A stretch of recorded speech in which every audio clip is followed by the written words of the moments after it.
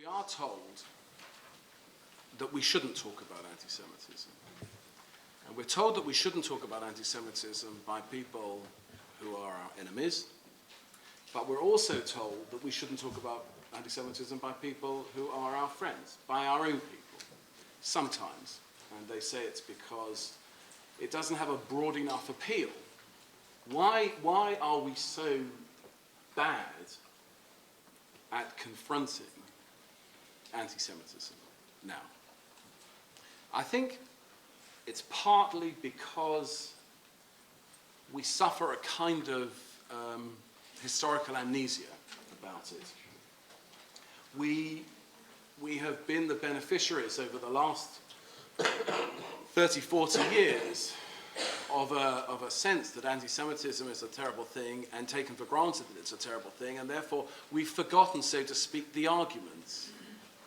And that's because, for a long time, the understanding was that anti-Semitism spoke in German, and it was sponsored by the state, and it came from the right, and it was advanced by people who were proud to be anti-Semitic. There's an obscure work written in the 19th century by a Pole with the title Reasons for the Obnoxiousness of Jews. And that is our understanding, or that was our understanding, of anti-Semites. They wrote books like that, but they don't anymore. They write books like, We Are Anti-Racists. We oppose anti-Semitism. Or, if they come from the Middle East, how can we be anti-Semitic? We are Semites ourselves. And so I think we feel that we're at a disadvantage. We can't really quite explain why it's wrong to attack Israel in the way that Israel is attacked by our enemies. Anyone who is irrationally hostile to Jews or a Jewish project, the project of Jewish collective action, Jewish collective existence, which is Israel, is an anti-Semite. End of story. Now, why is it that we struggle with this problem? I think it's for this reason. We are used to understanding anti-Semitism as total lies. We think that an anti-Semite abandons his anti-Semitism when he begins merely to misrepresent or overstate the truth. Because England is a kind of laboratory of anti-Semitism. England was the first country that expelled Jews. England was the first country that inflicted the blood libel on its Jewish population. And England now is unique amongst the nations of the world in combining a radical leftist, pseudo-post-leftist anti-Zionism with three distinct confessional anti-Zionisms, a Jewish anti-Zionism, a Muslim anti-Zionism, and a Christian anti-Zionism. No other nation in the West has compounded these lines of attack so effectively as England. So we're in the right place if we want to understand anti-Semitism. I mean, Euston now is the right place to understand anti-Semitism, but England is the right place. It was the libel that was introduced into the Western cultural bloodstream by an obscure priest called Thomas of Monmouth when he wrote up the life and miracles of the martyr William of Norwich around 1150. That is what we understand anti-Semitism to be. An utterly irrational, entirely false, wholly fabricated attack on Jews. It didn't happen. It never happened. Jews don't conspire to abduct Gentile children, kill them, secretly out of malice. It's not something that we do.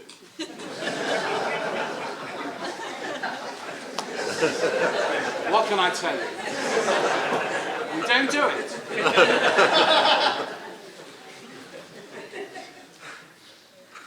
The blood libel runs in Britain, from about 1150 to about 1260, 1270.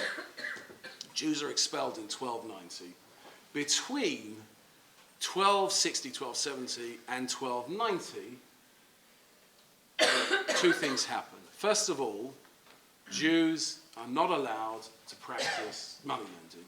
1275, Edward I says, enough.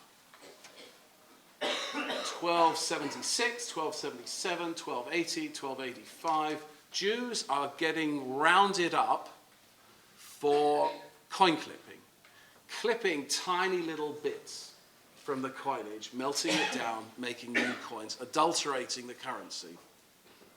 And they're being rounded up in great numbers. And when they're being rounded up, there are actually also Christian defendants too.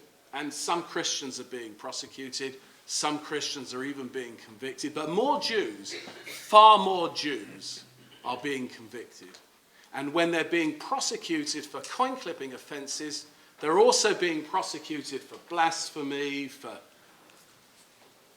specific Jewish offences, things that the Christian crooks are not being charged with. There were Jews who were coin clippers. They were driven to coin clipping because they had been deprived of the means of livelihood. They had been maddened into crime. So it wasn't the case, unlike the blood libel, that it was just and always a fabrication. This is where we are now. We have a blood libel and we have a coin clipping libel. And now think about that in relation to, in quotation marks, criticism of Israel. We have fabrications. We have the massacre in Jenin, the fabrication of the massacre in Jenin. But we also have coin clipping type libels. We have libels that overstate, misrepresent, put a spin on the truth. And that action of misrepresentation is generated by malice, by hatred. I'm not one of those people who thinks anti-Semitism, forget the question of intention, look at the consequences. Anti-Semitism is language and its actions. Anti-Semitic language, Jews are seeking to control the world, Jews are collectively wicked, Jews are motivated by hatred and contempt for Gentiles, those kinds of tropes, these are available to Jews and non-Jews alike. By the way, I don't completely agree with Howard when he represents those kinds of Jewish anti-Semites as self-hating. Most of today's Jewish anti-Semites adore themselves.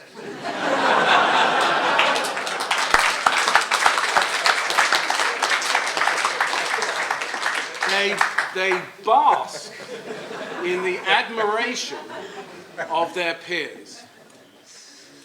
They solicit that admiration. They think it makes them, they dare to say, it makes them better Jews.